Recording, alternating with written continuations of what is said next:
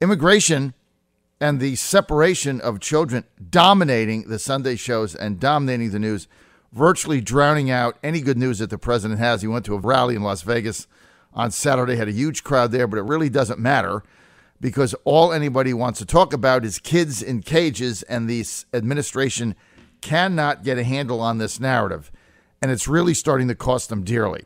Now, when you get away from the emotion, I was on Chris Cuomo Friday night and won the argument, because when you get away from the emotion of this issue and you get to the facts, they really bear out. And what the president and his advisors have not done is explain this well and also been able to tell the American people exactly what is going on. Number one, this was put in place to act as a deterrent, period. And any shying away from that really devalues the argument here or the policy. It was put in place to be a deterrent, because what has been happening in the United States is that anybody right now, it is so easy to come over the border. There's virtually so little ability to stop people from crossing over illegally. And this has been reported now widely. And if you have children, it becomes much more difficult for ICE or those at the border to do anything. So let me just lay this out for you. So 12 months ago, we were getting control of it. And then when amnesty started to come up in Congress, people from Central America started to say, hey, if I just go to America and I have kids, I'm going to have an anchor and I'm going to be fine and I'm going to be able to let in legally and I don't have to go through any of the processes or the system or pay any of the money. In fact, I'll get money in order to live. I mean, that's the mantra down there. So 12 months from last June, April, May, and June, apprehensions at the border were up 300%. 300%. That means 3 times as many people were coming in. Now, understand that 75% of people who cross the border illegally, with kids or not, are never apprehended. So these are the statistics that nobody will talk about. So 3 out of 4 people that cross the border don't get apprehended. Kids or not, they simply elude the authorities. And if you want asylum because you're fleeing whatever it is that you're fleeing, whether it be crime or fear for your life or a better chance at a better world or whatever it is that you're doing, there are 325 ports of entry along the southern border. 325. And so if you go to one of the ports of entry, by the way, 3 of them in San Diego. 3. So if you get to San Diego, the border of San Diego, there are 3 ports of entry. It is inconceivable to me you can't find these after you've traveled, 1,000 miles over 3 countries. And by the way, what do the Mexicans do when they come into their country going to the United States? They just, open the door and put out a pathway? So there are 325 ports of entry along the southern border. All you have to do when you want asylum is you have to go to the port of entry and say you want asylum. And you will be processed, and your families will not be split up, and you will be put in housing right there until they figure it out with your minor children. No problem. And if your application is denied, well, you can't come in. I mean, that's the law. Otherwise, you don't have any borders. You have no borders, which is obviously what the Democrats and the donor-based Goldman Sachs Republicans want. No borders. Catch and release is not a program. It is simply looking the other way and part of the unholy alliance between Democrats who want cheap votes and Republicans who want cheap labor driven by Wall Street, period. That's why they've been looking the other way for 40 years now. Nobody will solve this. Nobody wants to solve it deep down because they want the flow of illegals coming into the United States. Secretly, they want it until the president finally exposed the entire scam between the two parties, what we call the uni party, one party, one driven by money, Republicans, the other driven by power, Democrats. That's what's going on here, regardless of what the Democrats say. The alternative to this is, and I keep asking it, the alternative is no borders. You simply don't have a country. And if you're for that, then at least have the moxie and the courage and the honesty to say it. I'm for no borders, open borders and no borders. Anybody can come in at any time. And when you enroll your child in school, like I did in Southeast Virginia years ago in the 3rd grade, and 50% of the kids in his class did not speak English, and I had to put him in a Catholic school, I guess who cares, right? This is the reality of the situation. And so stop lying and tell the truth. You want no borders. You want to transform the country. You want all of the illegals to come in, get a pathway, get a registration form, and vote Democratic, and have power in perpetuity. At least you're being honest. At least say it. And the Republicans, well, they'll look the other way because Goldman Sachs and Wall Street are funding them, and they want open borders to drive down wages and have cheap labor. That's been the unholy alliance that has been going on in this country for years. And President Trump was the first person to expose it for the scam it is. So you have 325 points of entry, 325.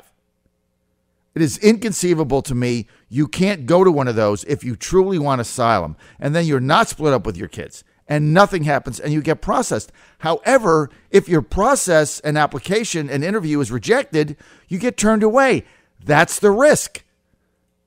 So rather than take that risk, they cross over the border with their minor children illegally, try to elude authorities, right?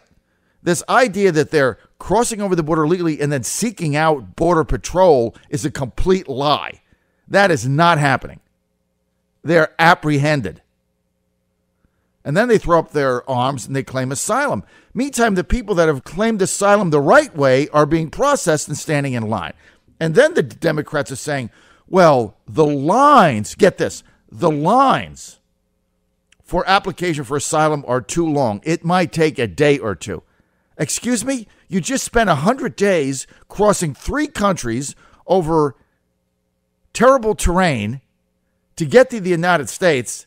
It's taken you over a month, and you're going to tell me waiting an extra day or 2 to do this legally is an inconvenience? And so you just break the law? Then it's our fault? Now, nobody is for separating families, and the president has an executive order to stop that, and the optics are horrible, and everybody knows that. But there's also a rule of law. And there's also the alternative, which is no borders. Simple. And as far as the reunification, 2,300 families have been separated. 600 of them have already been reunified. And it's the administration's objective to reunify these families as quickly as they can and send them back over the border because they're here illegally and get them repatriated with their country. And then if they want to come back, they have to go through the process like everyone else. And if they want to claim asylum, there's a legal process to do that. And there's 325 opportunities lined up across the southern border. That's all they have to do. I don't think the president is asking too much. Because catch and release, not only is it not a deterrent, it's a magnet. Why not come to the United States? Why wait in line? Why go through the process? Why do anything? Why do any of the applications? Why do anything legally? Why spend money when I can cheat, come over the border illegally, 75% chance I'm not going to get apprehended, then I'll have a baby, then I'm good to go. These people are not dumb, right? They've crossed countries to get here. And so if by chance I do get apprehended, then I can throw up my hands and claim asylum. In 2013, 1 out of 100 people that were apprehended claimed asylum. In 2018, 1 in 8. By 2020, it'll be 80%. Just claim asylum and you're good to go. Doesn't matter why you're here, what you're doing, or what law you broke. But there's a process to claim asylum, and it's not being followed. Meantime, what the Democrats and some Republicans are suggesting is that we have basically a double standard of justice in the United States. One standard for illegals who come to the country illegally, and they can claim asylum or claim whatever they want, and they get housing, and they don't get separated from their children, and they get fed, and they're fine. The other for people in America that are poor, that are accused of committing a crime. They're arrested, and their minor children are taken away from them and put into child protective services, just like what's happening with those that cross the country illegally and broke a law. So if you steal a loaf of bread to feed your family at the grocery store and you're apprehended on the way out and you are handcuffed and you have 3 children in tow, they are separated from you and you go to jail. Right now, that is happening all over America. And then you go to jail and you're poor and the judge sets in 3 days a $3,000 bond and you can't raise the $325 for bail because you don't have it and nobody will help you out. You will sit in jail and rot for 45, 60, or 90 days, depending on the flow, until you have a hearing. And meantime, you have lost all contact with your kids. They're gone. Until you can get out and then file all the paperwork to try to find them, see them, and get them back. Now, that's happening right now in Minneapolis, St. Paul, Chicago, and Washington, D.C. But it can happen in Laredo, Texas. So basically, you have a double standard of rights. Those for illegals and those people in the U.S. that are poor and can't make a cash bond, which is a whole separate issue. I mean, these are the facts. And when you argue the facts, you win the argument.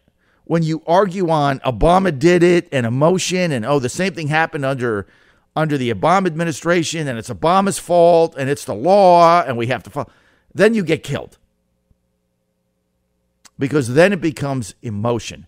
If Obama did it, what's that got to do with it? That has nothing to do with this argument.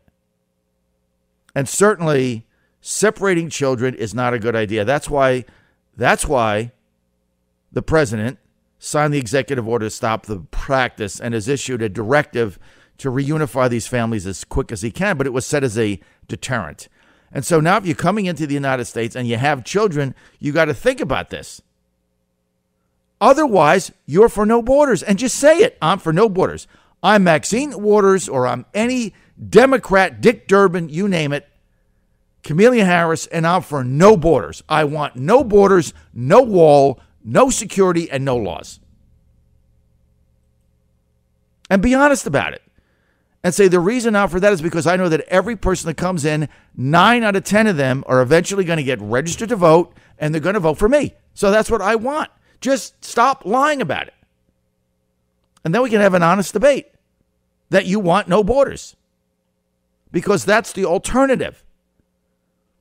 The Democrats don't have a single solution to this other than no borders. Well, why don't we go back to catch and release? Well, catch and release is not a program. Catch and release is a joke. Catch and release is no borders. You come over the border illegally. You get apprehended. Catch and release means you're caught. You get a piece of paper that says you have to appear in the magistrate of Laredo or San Diego in 6 months. Where are you going? I'm going to St. Louis. Okay. Go over there. We'll get you a plane ticket and send you there. But remember, in 6 months, you have to come back. Less than 50% of us show up again, so they're gone. And the other 3/4 were not apprehended. So catch and release is not a deterrent. In the meantime, in the last study done by the General Accounting Office in 2011, 25,000 murders committed by people who were here illegally up to 2011. We don't have stats after that. that are verifiable. Everybody's got their own. 45,000 robberies, 70,000 sexual assaults. People coming here illegal, it's a real issue. But we can debate that. But let's get an honest debate. You either want no borders or you want security. Because what the Democrats and some Republicans are saying is we don't want a wall, we don't want security, we don't want the National Guard at the border, we don't want the military at the border, we don't want a policy in place to return people, we want catch and release, we want to look the other way, and we really don't want any security whatsoever because we resist everything. We don't want immigration reform, we don't want to get rid of chain migration, we don't want to get rid of the visa lottery system, we want to change nothing. In fact, we want to encourage more illegals to come into the United States, and they'll get around the law by claiming asylum, and they'll all come in because our kids go to private school and they're not overrun because we have more money. So this feels good to us, and eventually we're going to get all the power and we'll be the elite and we'll just rule over the hapless proletariats. At least if the Democrats said that on Face the Nation or Stephanopoulos, whatever shows, at least they'd be honest about it. I mean, I'm just asking for an honest debate. And when the president had his angel families come in on Friday, trying to highlight the number of children that have been permanently separated from their parents because they were murdered, the mainstream media and the press mocked it. They mocked it as a sideshow. Really? You tell that to the parents who can only visit their children now at a gravesite.